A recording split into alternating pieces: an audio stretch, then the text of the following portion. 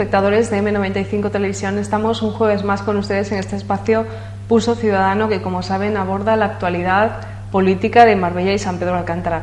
Hoy contamos con la presencia de Ricardo López, que es viceportavoz del Grupo Municipal Socialista y secretario general de la agrupación del PSOE de San Pedro. Buenas noches. Muy buenas noches.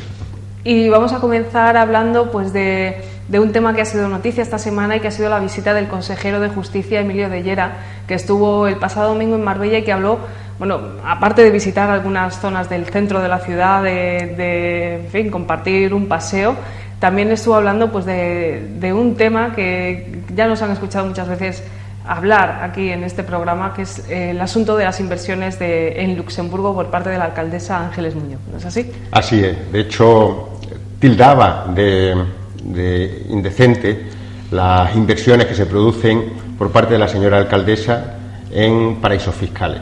En principio, decir, para que todos los ciudadanos tengan un antecedente, es que la señora alcaldesa incluso dijo en distintos medios de comunicación que hacía estas inversiones en Luxemburgo, en un paraíso fiscal, porque los impuestos que se pagaban aquí en Andalucía eran muy altos, sobre todo refiriéndose al impuesto de patrimonio y al impuesto de sucesiones.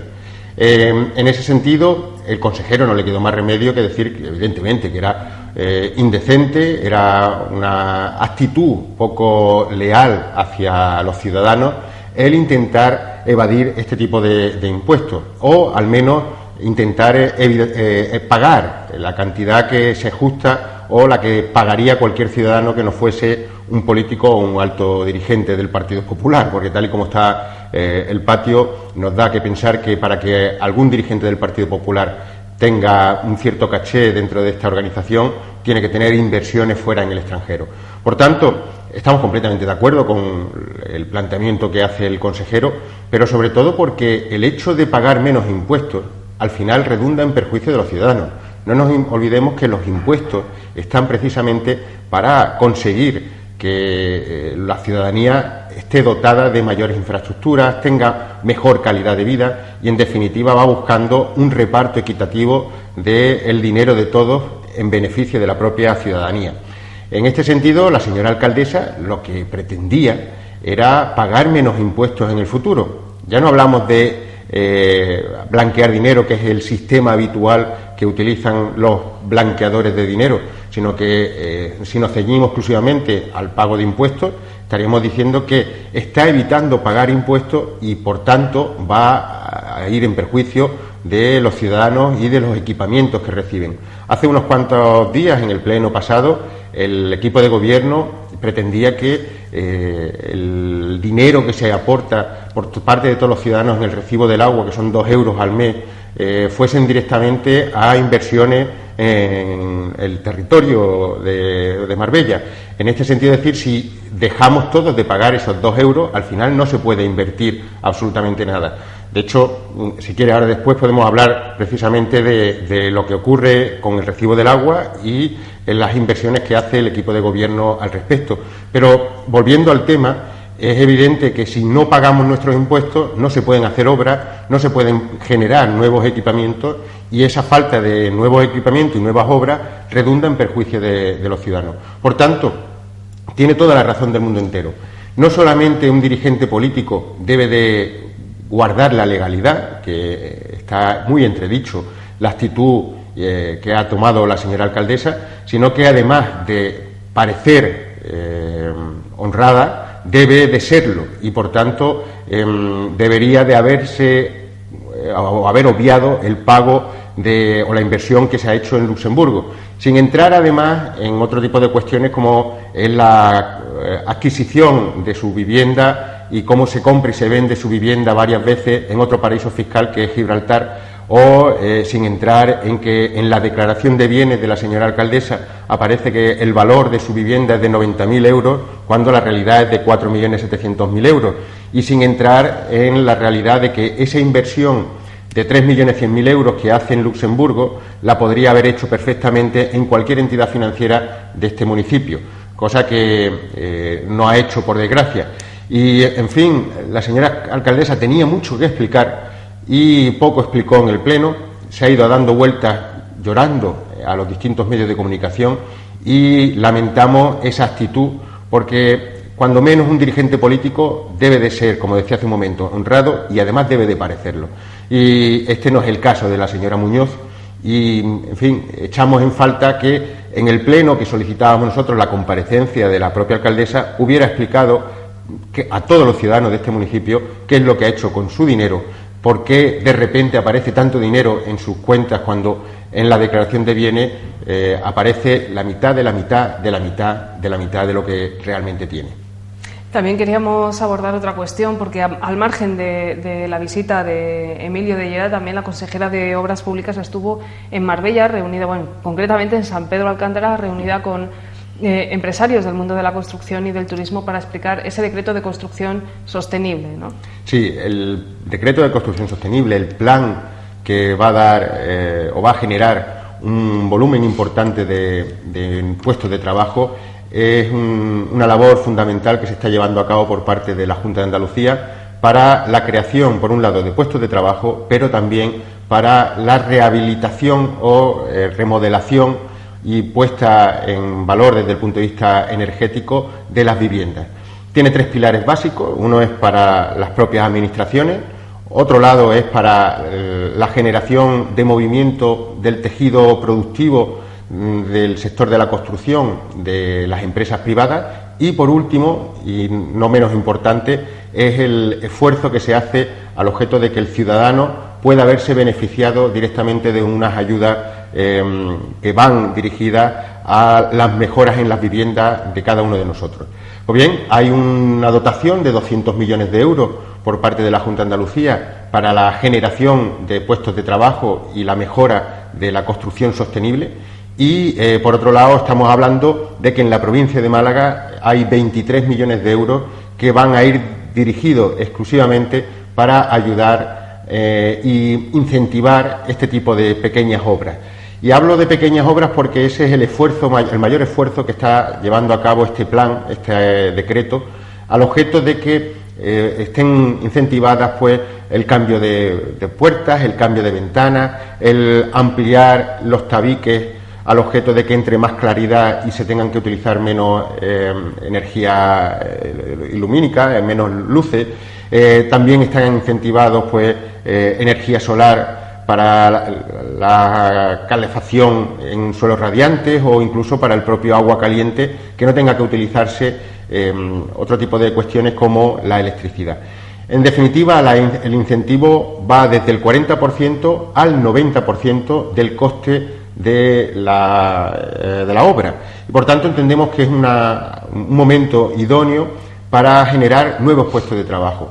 De hecho, Andalucía está haciendo un esfuerzo ímprobo en esta materia, y nada más que tenemos que ver y echar mano a los datos de la EPA, como Andalucía ha sido la única que realmente ha generado empleo en el primer trimestre del 2014. Estábamos hablando de más de 50.000 puestos de trabajo que se han generado nuevos en Andalucía, a diferencia de otros territorios donde se ha ido disminuyendo esa generación de empleo o incluso ha habido destrucción de empleo.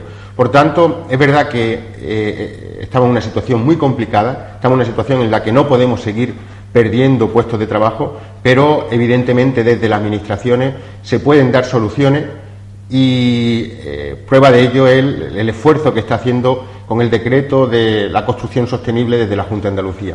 Y aquí quiero yo aprovechar también para lanzar un mensaje al equipo de gobierno del Ayuntamiento de Marbella, y es que es muy importante que desde todas las administraciones, sea el gobierno central, el autonómico, el provincial o el local, hagan un esfuerzo conjunto al objeto de que se dote de una serie de ayudas y de incentivos para que el comercio, el tejido productivo sea cada vez mucho más ágil y sea generador de empleo. Y en este sentido, desde el Partido Socialista hemos planteado una moción, que la llevaremos para el próximo pleno, que va dirigido precisamente a complementar estas actuaciones que se están llevando a cabo de construcción acogidas al decreto de construcción sostenible. Y es que las licencias de obra que se solicitan al ayuntamiento también estén incentivadas por el propio ayuntamiento, al objeto de poder aportar intentar y hacer un pequeño esfuerzo desde esta administración, que es la que tenemos más cercana, para que aún así se sigan creando un mayor volumen de puestos de trabajo.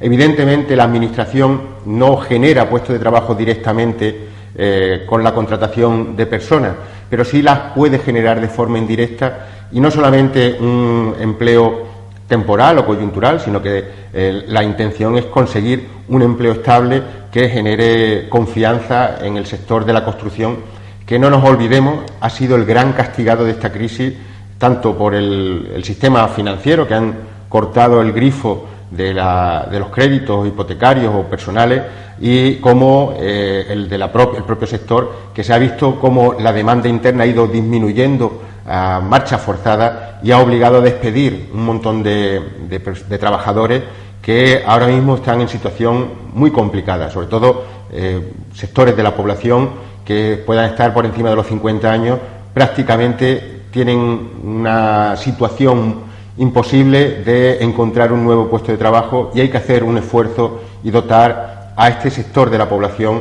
de alguna ilusión para que puedan encontrar un puesto de trabajo digno y temporal.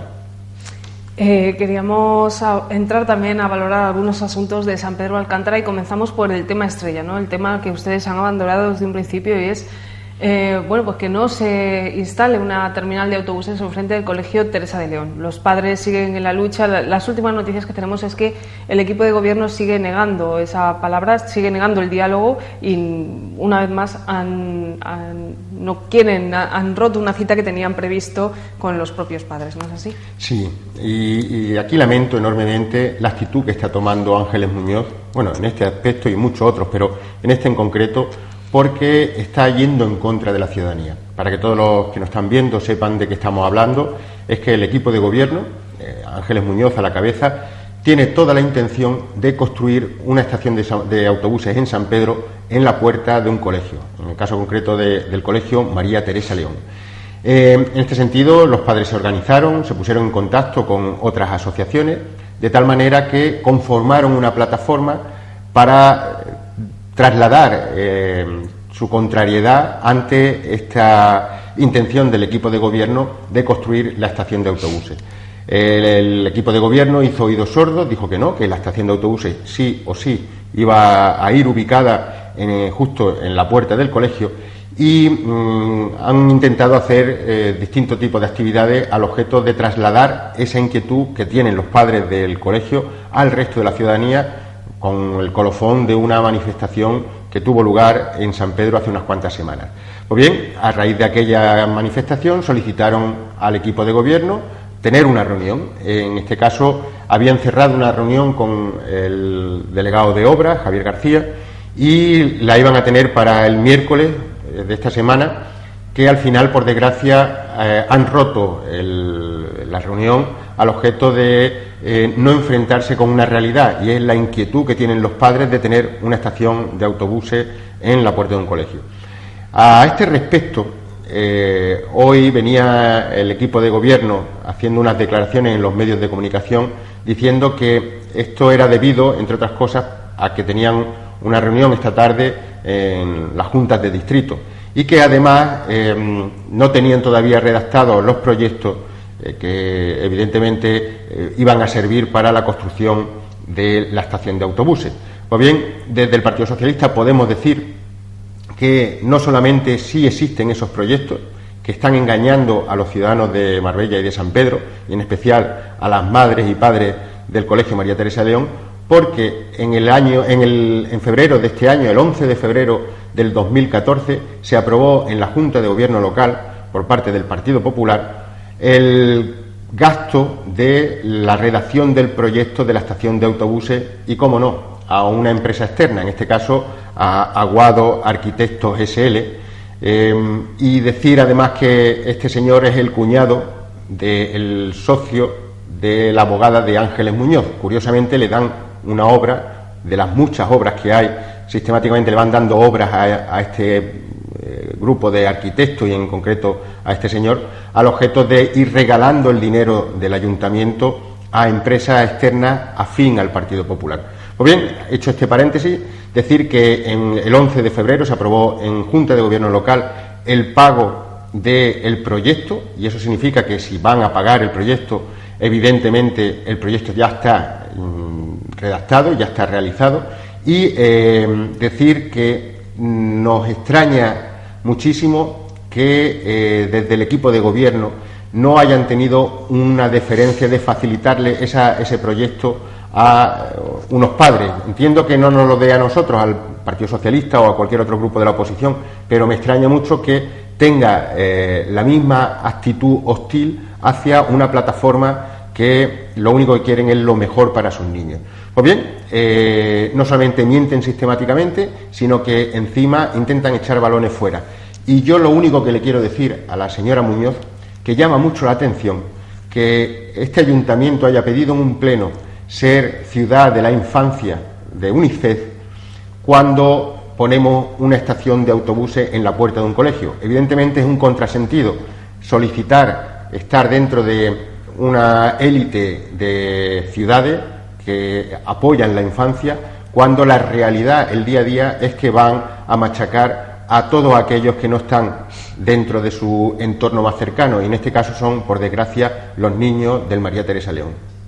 En cuanto a inversiones que sí realiza el ayuntamiento, pero que bueno, que en algunos casos pues también serían matizables, usted creo que tiene algo que decir sobre una de 18.000 euros, ¿no?, que han hecho en una rotonda entre Puerto Banús y San Pedro Alcántara. Bueno, esto es uno de los despropósitos, el conjunto de despropósitos del equipo de gobierno.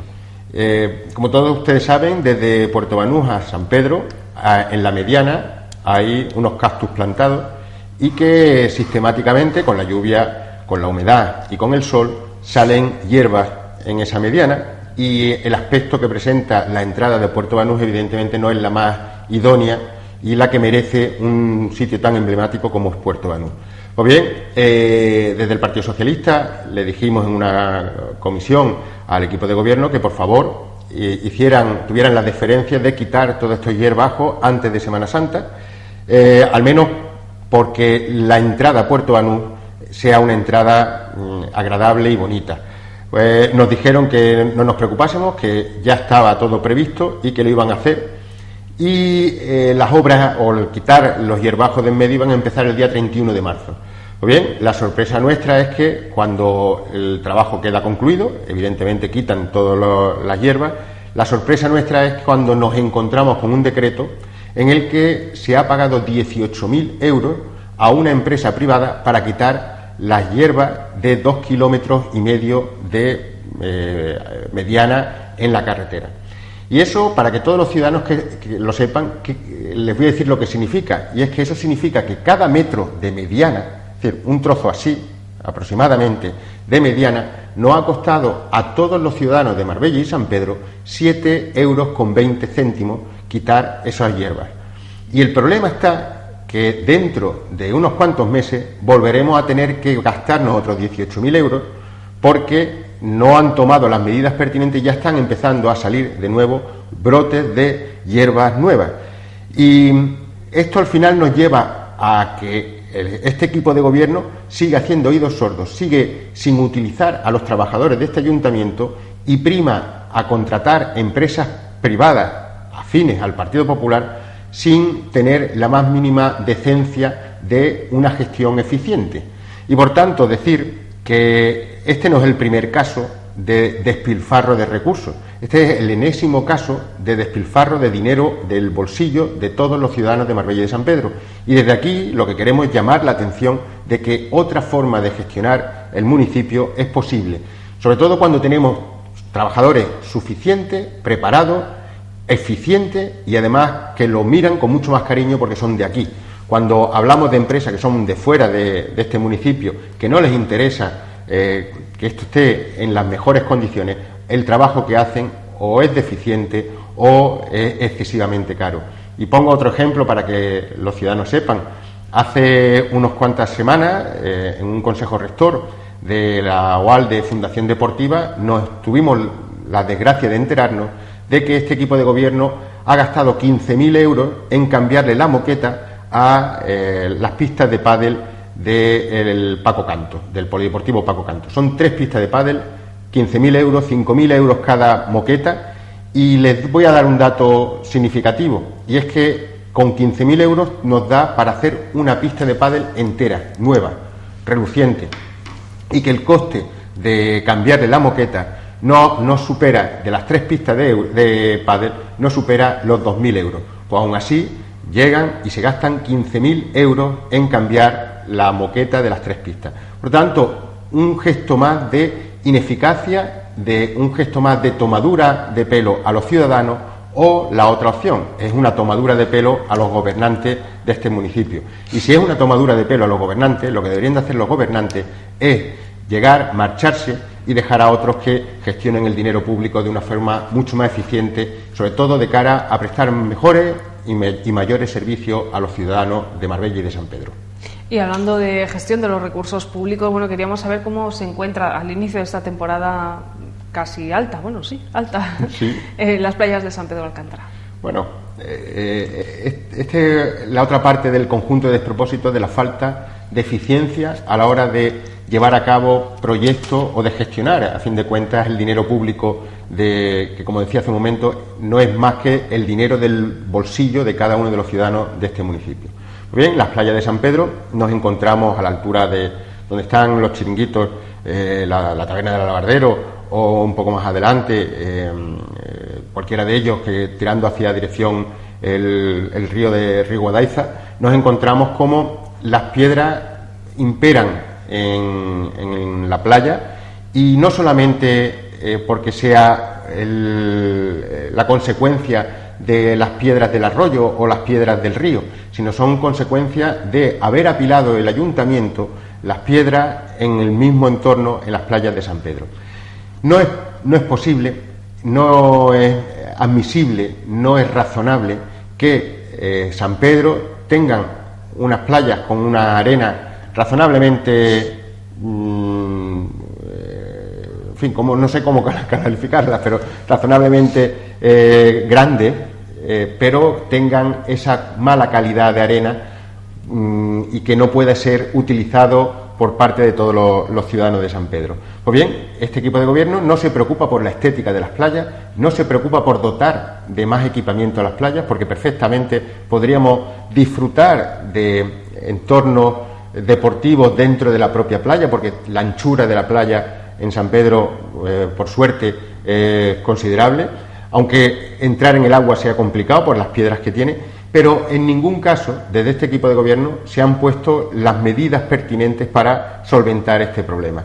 Estamos todavía esperando que nos den ese informe que nos iban a dar sobre la posibilidad de poner por parte del Gobierno de la Nación una serie de escolleras paralelas a la playa que generarían una entrada importante de arena, cosa que todavía no han hecho ni tienen intención de hacer. Y, por otro lado, que es la parte que le afecta a este ayuntamiento, lo que deberían de mantener es en unas mínimas condiciones la arena y, evidentemente, dotar de más servicios. En fin, por la época en la que estamos y por el buen tiempo que tenemos, podríamos utilizar las playas de otra forma distinta a la del sol y playa para tomar el sol y bañarte. Como decía hace un momentito, una de las cuestiones básicas es precisamente dotar de actividades deportivas a las propias playas, pero no solamente deportivas pensando en el fútbol o el voleibol, sino también en dotar de determinados espacios para que los ciudadanos de este municipio, de una forma relativamente barata, puedan usar veleros o pequeñas embarcaciones o kayaks o cualquier otro tipo de embarcación que tenga esa relación del mar, la playa y el ciudadano. Pero es que hay una tercera cuestión, y es que las infraestructuras en los cuartos de baño están que no se pueden utilizar por parte de los ciudadanos. ¿Por qué? Pues porque a día de hoy siguen las puertas de los baños para poder cambiarse y para poder ir al servicio cerradas. ¿Por qué? Porque cuesta mucho dinero o cuesta mucho esfuerzo mandar a alguien para que los limpie sistemáticamente y para que podamos prestar un servicio añadido no solamente a los sanpedreños, sino a aquellos que nos visitan. Que, insisto, que San Pedro, aún así, sigue también teniendo turistas. Y no solamente turistas de fuera, con un poder adquisitivo importante, como los que puedan vivir en Guadalmina, sino que también tenemos turistas nacionales de zonas tan importantes y que nos visitan sistemáticamente en los meses estivales, como puede ser del norte de España o zonas como Madrid o Sevilla. Y por tanto hay que dar una solución a los turistas que nos visitan, pero sobre todo a aquellos que pagamos nuestros impuestos, que son los ciudadanos de San Pedro. Hablando de turismo, usted además es el secretario del provincial, del PSOE provincial en materia de turismo. Queríamos hablar de un asunto que afecta a San Pedro y a Marbella, que va a afectar en un futuro y que se ha retomado últimamente, que es el tema de las prospecciones. Sí, de hecho, no solamente afecta a los ciudadanos de Marbella y San Pedro, sino que es que afecta a todos los ciudadanos de la Costa del Sol, pero no solamente la occidental, sino que también la oriental. ¿Y por qué digo esto? Y es que va a haber una serie de prospecciones de gas justo enfrente del faro de Calaburra, en Mijas Costa, y tan solo a 9 kilómetros de la costa.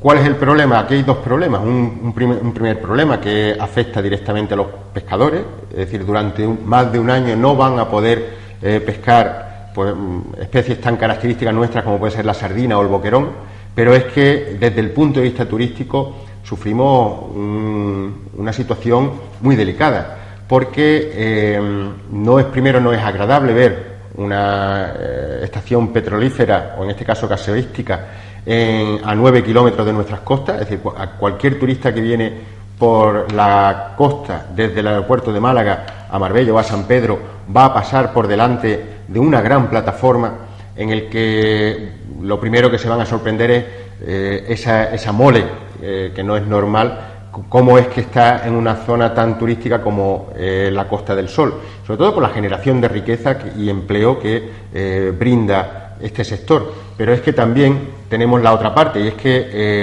en caso de que se produzca algún tipo de fuga o en caso de que se produzca algún tipo de movimiento sísmico, quienes van a sufrir en primera persona vamos a ser nosotros, los ciudadanos de aquí. Pero no solamente nosotros de forma directa, sino que también el sector turístico va a dejar de venir, o aquellos turistas que venían habitualmente van a dejar de venir por posibles riesgos de movimientos sísmicos o incluso de escapada de gas. Y por tanto, decir que no es razonable que se vayan a dar esas prospecciones ahí. Lo mismo ha ocurrido en otras zonas del territorio nacional. Podemos echar mano de las Canarias, como ha habido un movimiento muy importante del sector en contra de las prospecciones, en este caso ha sido de petróleo, pero podemos echar mano de Castellón, que han sido prospecciones de gas y han tenido esos problemas sísmicos y han tenido esos problemas de imagen que trasladan al extranjero. Por tanto, nosotros no queremos que nuestra imagen en Marbella o en San Pedro sea para el turista una imagen con una plataforma gasoística similar a la del petróleo, y que piense que aquí lo que prima es que alguien coja el gas que hay en el suelo, en el subsuelo, y salga fuera de este entorno.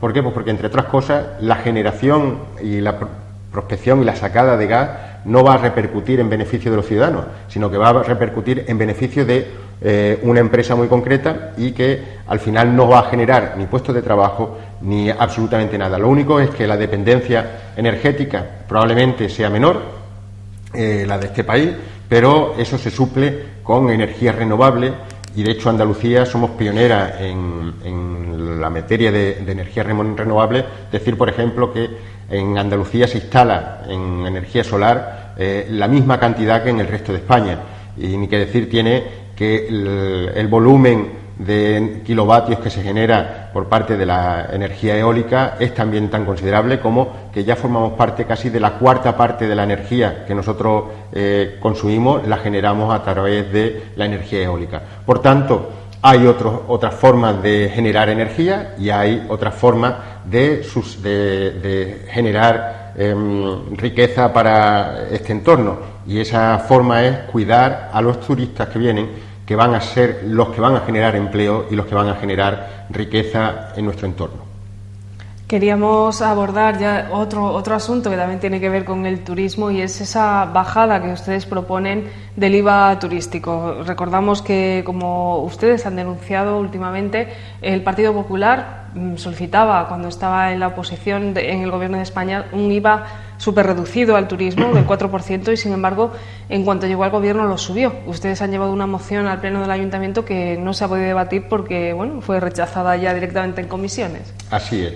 Bueno, esta es la forma habitual que tiene el Partido Popular de entender la democracia. Es decir, desde el Partido Socialista, como cualquier otro partido de la oposición, plantea un volumen importante de propuestas que las quiere llevar a pleno para que se debatan en pleno y sistemáticamente son rechazadas por parte del Partido Popular en la comisión plenaria. Pues esto fue lo que le ocurrió a esa moción que planteábamos desde el Partido Socialista, que era sensibilizar a los ciudadanos de la necesidad que tenemos de reducir el IVA turístico.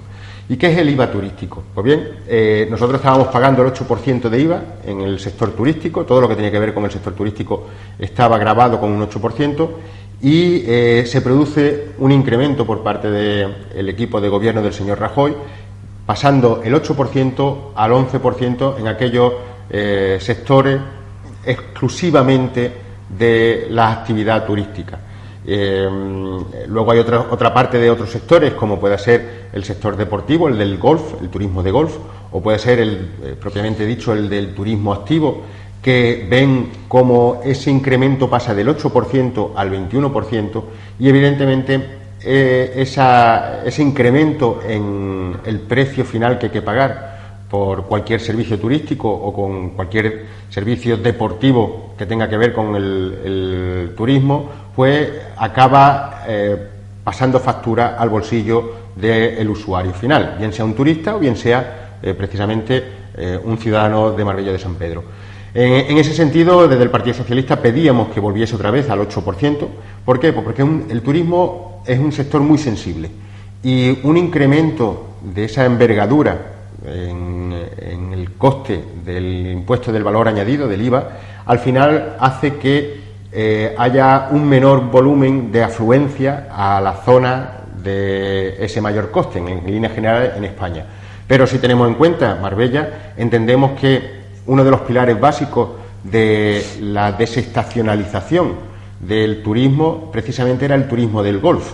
Y el turismo del golf no solamente genera directamente a los campos de golf riqueza, sino que genera también mucha riqueza en el sector de la restauración.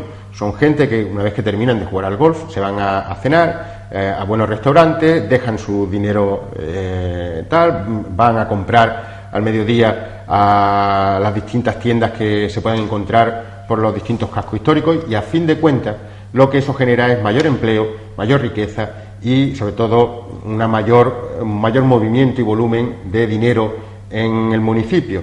Y no quería entender el Partido Popular que esto era una cuestión básica para el turismo, y sobre todo cuando nosotros aquí en Marbella más del 90% de la riqueza económica depende directa o indirectamente del turismo, y por tanto se hacía básico reducir ese tipo del IVA. Desgraciadamente el Partido Popular sigue anclado en posturas reaccionarias, en posturas de no quiero escuchar hablar de algo que no salga de mí, que no sea una propuesta mía, no quiero escuchar absolutamente ninguna propuesta de la oposición, aunque sea bueno para la ciudadanía, y al final nos encontramos en que este equipo de gobierno le cuesta trabajo marcar el ritmo de la agenda de la gestión, porque por desgracia no tiene ninguna gestión que poner encima de la mesa más que levantar calles y volver a taparlas. Y queríamos abordar también un asunto que se habló en el último pleno, y que fue pues esa solicitud por parte del Partido Popular de construir un instituto en Las Chapas, a que ustedes evidentemente no se oponen, pero que tienen que hacer algunas matizaciones, como que se necesita algo antes, ¿no? Previamente. Sí. Esta moción que traía el Partido Popular en el último pleno, igual que la moción de solicitar que los 2 euros que pagamos de la cuota de inversiones en nuestro recibo del agua fuese exclusivamente a invertirse en Marbella, eran mociones que nos tiene acostumbrado el Partido Popular para generar un coste político contra la Junta de Andalucía. El Partido Popular sigue anclado en la oposición. Ellos, como decía hace un momento, no tienen capacidad de gestionar. Ellos lo que sí que tienen capacidad es de hacer oposición a alguien. Y en este caso, pues, con esta moción, lo que ponen encima de la mesa y de manifiesto es la necesidad de hacerle una oposición a la Junta de Andalucía, en este caso en materia de educación. Y lo que planteaban era que se incluyese una línea de bachillerato en el Instituto de las Dunas. El Instituto de las Dunas de las Chapas es una escuela secundaria y tiene hasta eso. Pero una vez ahí, los alumnos tienen que desplazarse al Victoria Kent para terminar su estudio de bachillerato. Pues bien, nosotros desde el Partido Socialista no planteábamos ningún problema ante esta propuesta, pero sí que queríamos hacer matizaciones, como tú bien has dicho, Sonia. Y es que el problema del Instituto de las Dunas no es tanto por los vecinos que viven en las Chapas, sino por los vecinos que viven en Bello Horizonte y que se desplazan a las Chapas. Pero esto mismo ocurre no solamente en el Instituto de las Dunas, sino también ocurre en el Colegio de Pinolivo. Los niños, la gran mayoría de los usuarios del instituto y del colegio son usuarios que viven en Bello Horizonte. Bello Horizonte, a las Chapas, hay en torno a unos 7 kilómetros y pico, que entre ida y vuelta hacen un total de 15 kilómetros aproximadamente, que niños de 4, 5, 6, 7 años hasta los 14, 15 años tienen que desplazarse desde Bello Horizonte a las Chapas. Si estos alumnos no tuviesen que irse a las Chapas, habría espacio de sobra para hacer un instituto con bachillerato en las propias Chapas. Por tanto, ¿cuál es el problema? El problema es la movilidad de vecinos desde Bello Horizonte en Marbella a las Chapas. No es al revés, no es que el problema sea la movilidad de los niños de las Chapas al Victoria Kent. ¿Y cómo habría que solucionar este problema?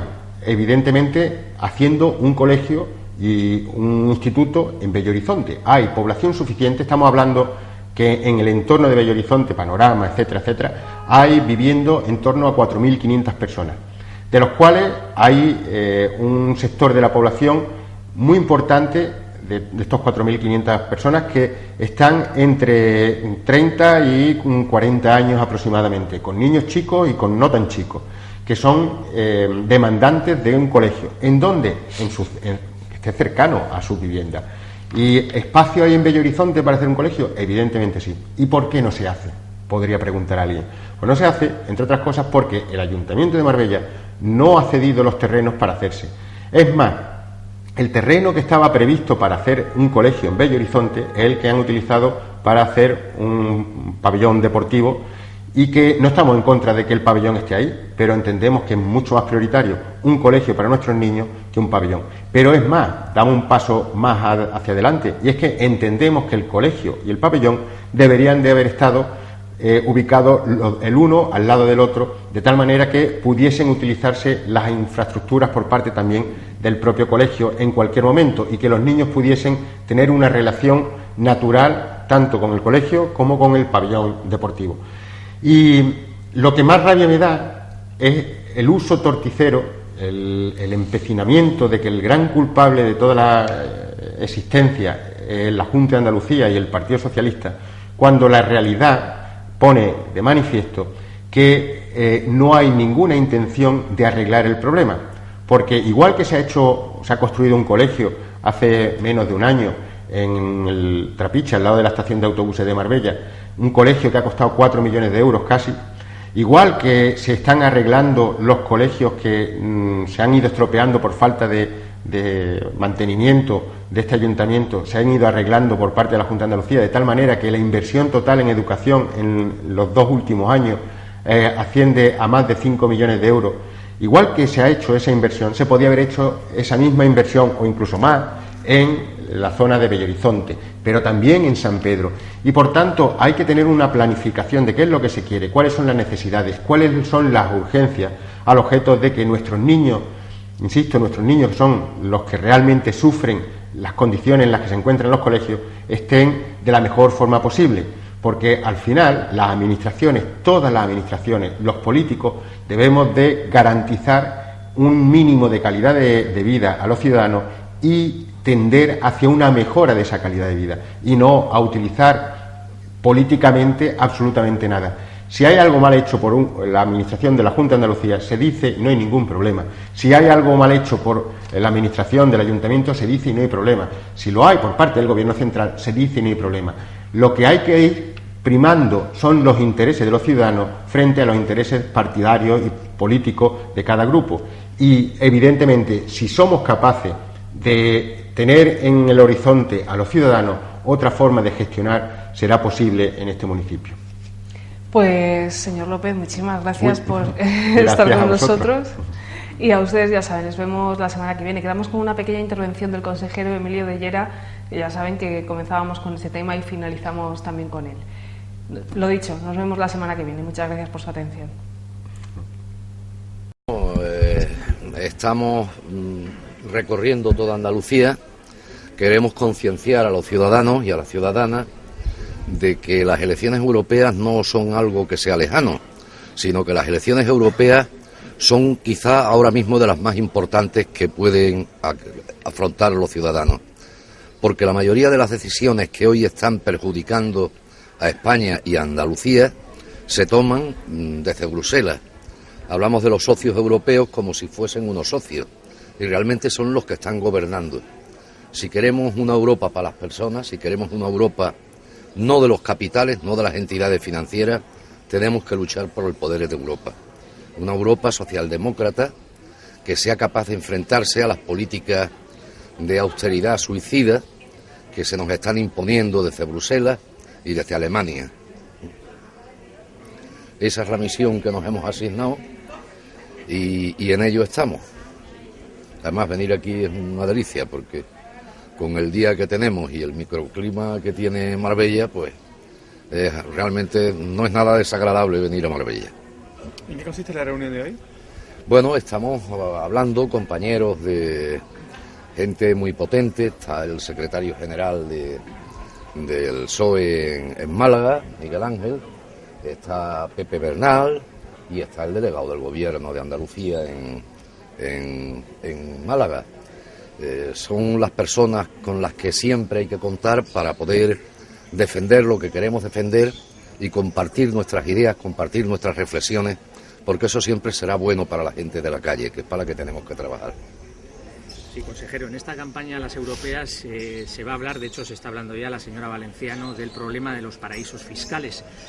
No sé si conoce el asunto de la alcaldesa de Marbella, que tiene una inversión en Luxemburgo de 3 millones de euros en un sitio banco, considerado sí, paraíso fiscal, pero bueno, no supone ningún problema, dicen que no es ilegal, pero bueno, éticamente reprobable. Mire, a mí me indigna que haya personas que se envuelven alegremente en la bandera nacional, en la bandera española, y pregonan su patriotismo. El patriotismo es tener el dinero aquí, no llevárselo fuera de España.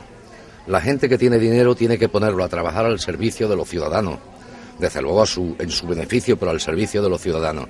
Ahora eso es al fin y al cabo una defraudación de los intereses nacionales, es una defraudación de los intereses generales de los ciudadanos, y me parece que si no es delito, desde luego debiera serlo. Yo no he estudiado el asunto técnicamente, pero muy probablemente esté dentro de algún tipo de la ley penal. ¿Un ejemplo un poco descorazonador para los ciudadanos, quizás? Hombre, absolutamente descorazonador. Aquí nadie invierte, y el que tiene dinero lo invierte fuera, a buen recaudo, y además porque si esta señora se muere o su marido se muere, están eludiendo el impuesto de sucesiones que hay en Andalucía. Luego ya están defraudando a los ciudadanos andaluces sus intereses económicos, y falta hace que todo el dinero que se pueda se ponga a trabajar para los ciudadanos, que es lo que estamos haciendo. Yo por eso cuando me dicen que por qué no construimos grandes sedes judiciales, por ejemplo, es que seríamos unos irresponsables si dedicáramos el dinero a eso en vez de ayudar a la gente que está pasando lo fatal. El primer problema que tiene Andalucía es el desempleo, y hay que luchar a toda costa contra el desempleo. Es algo que la presidenta de Andalucía tiene clarísimo y nos ha pedido a todos que nos esforcemos por luchar contra el desempleo. Consejero, sobre el caso Edu, ¿no sería mejor que el tema se judicializara para que la Junta se pudiera defender? Lógicamente, su sede es el juzgado. Lo que indigna es que una policía que está investigando sola, bien es verdad que le ha dado cuenta al fiscal, bueno, lo otro ya sería delictivo, pero que está investigando sola y que encima la información la utilice torticeramente, emitiendo mensajes a la sociedad de que hay un gran fraude masivo, otro gran fraude masivo. Mire, si lo dijo además el presidente del Tribunal Superior de Justicia, un asunto que ni siquiera está judicializado, no se puede comunicar con esa ligereza con que se ha comunicado, porque eso lo único que hace es perjudicar a Andalucía una vez más. Y no podemos permitir que se perjudique a Andalucía y los intereses de los andaluces. Tenemos que defendernos y defender ese interés para que esos bulos, porque no es más que un bulo, según mi noticia, lo único que está investigando la Fiscalía y la Policía son irregularidades que pueden alcanzar como mucho a 1,5 millones de euros. Y ya se está hablando de 2.000 millones de euros. Fraude masivo. Eso es echar tinta negra sobre Andalucía, es ensuciar Andalucía y es insultar a Andalucía. Al hilo de ese asunto, consejero, le quiero preguntar, porque además usted es jurista de la carrera fiscal, y quiero consultar su opinión porque hay división de opiniones. La Fiscalía de Málaga envuelve en la rutina, en lo habitual, tener unas diligencias de investigación sobre este caso de Edu, 11 meses sin judicializar, sin acudir a la vía judicial. ¿Hay división de opiniones en ese sentido? ¿A otros fiscales les parece demasiado tiempo? ¿Piensan que se pueden vulnerar derechos de determinadas personas? ¿Qué opinión le merece? ¿Usted se ha encontrado esto en alguna ocasión? Tanto tiempo no. Porque si el fiscal ve que hay posibilidades de que haya la comisión de un delito, lo que tiene que hacer es presentar cuanto antes una querella, una verdadera querella en el juzgado. El fiscal tiene que asumir inmediatamente su función acusadora en defensa del interés general por la persecución de los delitos. Tanto tiempo a mí me parece realmente excesivo, porque es lo que usted ha dicho, impide a todas las partes interesadas poderse personar en esa investigación, en una instrucción judicial que sí podría hacerlo, y les impide ejercer su derecho de defensa, a todos. Con respecto al caso de los ERE, esta decisión de la jueza Alaya de volver a presentar esa preimputación después de que la audiencia le dijera que no estaba... Mire, yo no voy a juzgar las decisiones que adopta ningún juez. Mi responsabilidad y mi obligación es trabajar por la justicia de todos los asuntos que se lleven en Andalucía. Un miembro del gobierno lo que tiene que hacer es gobernar, no juzgar. Yo ya ahora no juzgo, juzgaba antes cuando estaba en la Fiscalía. Entonces, me parece que cada juez toma sus decisiones, ahí está la ley y ahí están los fiscales y los abogados. Quiero preguntar sobre otro asunto. La Cámara de Cuentas recientemente ha emitido un informe bastante contundente, beligerante con la gestión de este ayuntamiento de Marbella en los últimos años, y recientemente, el pasado en el Pleno, el portavoz del Partido Popular dijo que era un montaje y que ese informe estaba teledirigido por el PSOE. ¿Qué tipo de mecanismos hay de amparo a la Cámara de Cuentas? ¿Si pueden recurrir a algún tipo de amparo ante estas descalificaciones? Mire, no, desgraciadamente las descalificaciones en el ámbito político están muy toleradas por la doctrina del Tribunal Constitucional, entonces prima la libertad de expresión, como es natural, pero bueno, decir que la Cámara de Cuentas está teledirigida por el Partido Socialista, fíjese como con lo de los ERE, están diciendo que sin embargo la Cámara de Cuentas tiene toda la razón. Es decir, el Partido Popular está autorizando o hiperautorizando incluso la Cámara de Cuentas en unas ocasiones y en otras la está ninguneando, está considerando que no es imparcial. Lo que tiene que hacer el ayuntamiento es entregar toda la documentación que le requirió la Cámara de Cuentas y que hasta la fecha, que me conste, no ha entregado. Si quieren un ejercicio de transparencia, que la hagan de verdad y que aporten toda la documentación que se les ha requerido. Gracias. Ya está.